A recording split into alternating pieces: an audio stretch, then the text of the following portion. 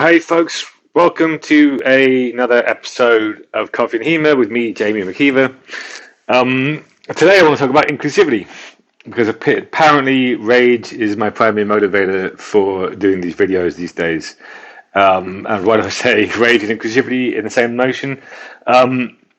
We see on our club page at FFC, we had a troll, I'm just going to say troll, because that's what he is, pop up on our post about Pride, basically saying, words to the effect of, "Oh, this isn't fencing. Why are you talking about all this kind of gay shit? You're just excluding people who don't care about that stuff from the sport." I'm barely paraphrasing that. I don't think he said gay shit, to be fair. But and bear in mind, by the way, and I'm not the fastest at posting these videos, but it is November. Pride Month was back in June, so this person was clearly like trawling through the internet to look for things to get mad about, and in turn just made me mad. But troll aside, and this video isn't really for him, this is for people who might actually be worth something. What is the point of doing all this kind of public statements about inclusivity, like pride statements, like give a girl a sword to attract women to the sport? We run Blades Beyond the Binary to attract trans people to the sport. And, you know, the common phrase used by people who want to shut this kind of conversation down is shut up and fence. Why are you talking about all this inclusivity stuff? Just get on, fence. And the theory that sits behind this, as I use that term charitably, is that if all we do is just go in, fence, then everybody is welcome. You know, no one is discriminated against. They can all come, and we'll be a happy, glorious bunch of sword pals that kind of ignore all this politics. And ignore all this extra stuff about identity or whatever it happens to be. And it's a load of bollocks. Why do I say that? The short version is, pretty simply, there are a bunch of groups who are traditionally marginalized from sports. And I say marginalized because they are pushed to the margin. They are not there by some kind of natural order. And if you do not make an active effort to include them, you are perpetuating that marginalization. It's as simple as that. What does that actually mean? Basically, you have a choice. And it doesn't look like you have to make a choice, but you do. Either you can actively promote inclusivity and thus make people who are from these groups who feel like they may not belong in the sport. That could be people with disabilities, that could be gay people, that could be anyone in the LGBT spectrum, it could be women, right? These are the classic ones that have particular issues, particularly for combat sports. If you are not making an attempt to say to them, you are included here, what you've actually done is made them assume that they are not going to be welcome, not going to be included there. And that's through no fault of your own necessarily, but that is the situation, that is the society we live in, right?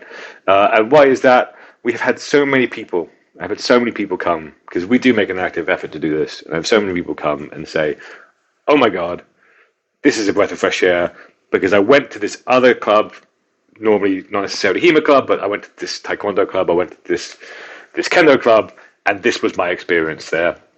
So unless they see a club actively making an attempt to move away from that kind of experience that they have seen elsewhere, they've experienced elsewhere all the fucking time, they will assume that it's just yet another club that will be the same thing.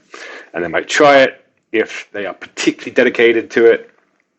But chances are they'll try it, they'll come, and they'll turn away, and they'll come back. And they'll never come back to the sport, or whatever it happens to be. So the reason why you need to not just have kind of an internal policies around how to manage discrimination, how to prevent it, how to call it out when it happens and stop it from happening again, or how someone can complain. You need all those things too, by the way. You definitely need those things too. But the reason why you need to have not just that, but a public perception and a public statements that show that it's something that you take seriously is because if you don't, all those people from those groups that time and time again go to combat sports, go to sports clubs, go to all these things, and experience discrimination when they get there will just assume that you are like everybody else. And in the process of not doing that, you have chosen. You have chosen between excluding the people who are marginalized and excluding and welcoming, if you've done this, you're welcoming the people who are perfectly happy to marginalize them. Much like this troll who popped up, who said, I'm not going to attend your club, fucking good riddance, don't care. because you're talking about all this gay shit. Um, just like them, they're going to now see if you're not making these public statements, they're going to come along, right? And of course, if you've got no women there, you're not going to notice that they're a bigot. You've got no gay people, you're not going to notice that they're a bigot or anything like that. And you essentially have chosen to welcome them rather than welcome the groups that they are perfectly happy to willingly and actively marginalize even further from the situation that we've already got in the general background society. So, if you care, if you think that swords are genuinely for everybody, which I hope you do, and if you don't, then I don't really see that this video is going to get any value to you. But if you believe that, it's not enough for you to simply believe that. It's not enough for you to simply act on things and issues that are presented in front of you. You need to actively promote it. You need to make it clear in the public page, wherever it happens to be, of your club, that this is something that you take seriously. This is something that you promote.